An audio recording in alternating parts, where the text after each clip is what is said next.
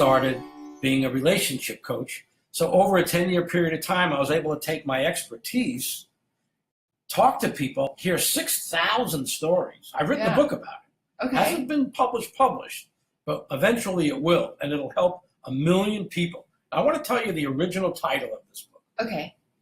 And some people get scared when they hear this title. I call it Bodytraders. Bodytraders. Okay. What is this, some sort of slave? Sounds kind of, Okay. yeah. When I tell you the concept, which is no such name in the dictionary, of course, you'll understand. Now, when we shift from coming from love, last night we talked a lot. Look at the Bodytraders. What the hell? What is that? When we talked last night on the radio show about first love, you talked about your first love. Yeah. I talked about mine. Unforgettable. Very vulnerable time, to share that. Yeah. So I give you a lot of credit.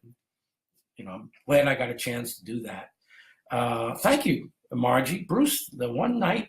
And Shining Armor on AOL. AOL. On AOL. Thank you. Yeah. Seriously, had you not have been there, who knows what would have happened to that woman? And when you think about it, you've helped 6,000 people over a 10-year period of time not get into trouble. I'm not thinking about that till right now. But her bringing that to mind is like, it's I kind of made a little bit of a difference. You're right, you did. And that's the thing about coaches and even spiritual workers. You never know. People like us underestimate the differences that we're making. So Philip is saying, this is so enlightening and informative. Thank you for sharing. Appreciate your comments, really do.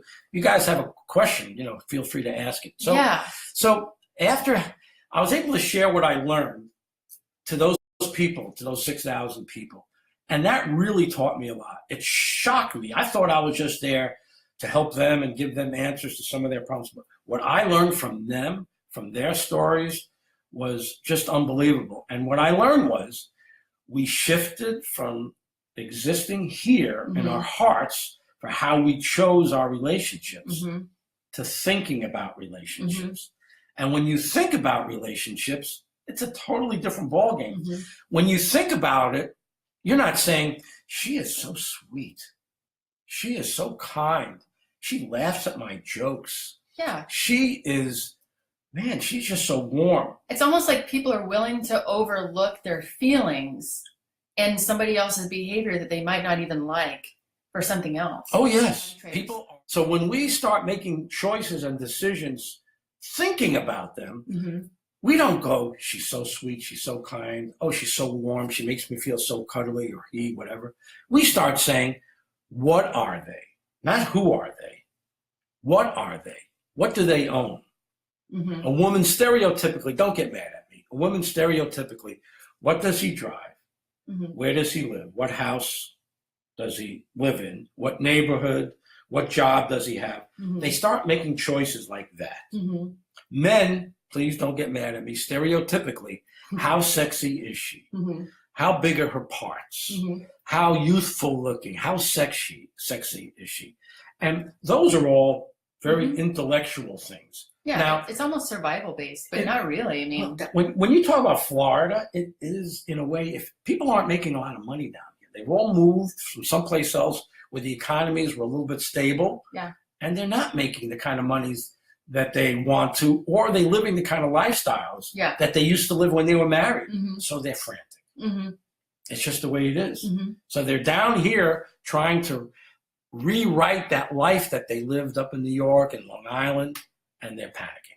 Or even, I noticed that some people, they take pictures of themselves in this beautiful atmosphere, the palm trees and the exotic plants, and it makes them look more rich. So for me, what I've noticed is that people are trying to look more wealthy just by virtue of looking like they're on vacation. Yeah. So just an observation of mine. Yeah. So the pressure is on for everybody to meet someone who has money. Yeah. And it takes you out of your heart, for sure. Makes you it makes you a compromiser. Because like I said, if I start talking to someone and they don't hear the right answers from me, they just walk away. Yeah. No matter what they thought of me. Yeah. Right? So now. Oh, it's brutal. So I'm talking about people exchanging something for something else, not offering. They want to take. Yeah. If you have enough of what I want, yeah, I'll take that, and then I'll give you what I have. yeah, they're kind of like, what can I get? It's like, sorry to interrupt, Yeah. but I dated a guy that kept asking me how business was. How's business going for you, Rose? And I'm just kind of like, what a turnoff. What does that have to do with like, relationships? What, right? like, I had 2 dates with you, and you're asking me every time I message you, how is business going? I didn't meet you with a briefcase in my hand. Mm-hmm. You know what I mean? I didn't try to make a deal with you, kind of thing. So when you have people that are compromising their choices, in the old days, now, if you have enough of what I want, I'll give you what I have. A man, if you have enough sexuality and looks, and you can make me look good when we're walking down the street. Yeah, like a trophy. I will open up my bank account, and I'll spend money on you, and I will take you into my life. Well, in the old days, that used to be called horse trading. Horse? Okay, yeah. Wow. If I can buy your horse, I'll give you money. If that horse looks good enough to me, I'll give you money for it. That's horse trading. You give me I'll buy what you have if I want that. Mm-hmm. But with bodies, I called it body trading. If I'm a man and you have enough sexuality and you have enough looks and the body parts that I want, I'll give you what I have. I call that body trading. Okay. And that's the title of the book. Where did I get that title? From the 6,000 stories that people shared with me online on AOL, how they were making choices for relationships. And if they got their heart, basically, to summarize, if they got their heart broken when they were younger, they were too vulnerable, they were too afraid to risk their hearts again the same way. Oh, I'm there. Everybody is. Oh, yeah. To some extent. And we're lost in space when we're not coming from our heart.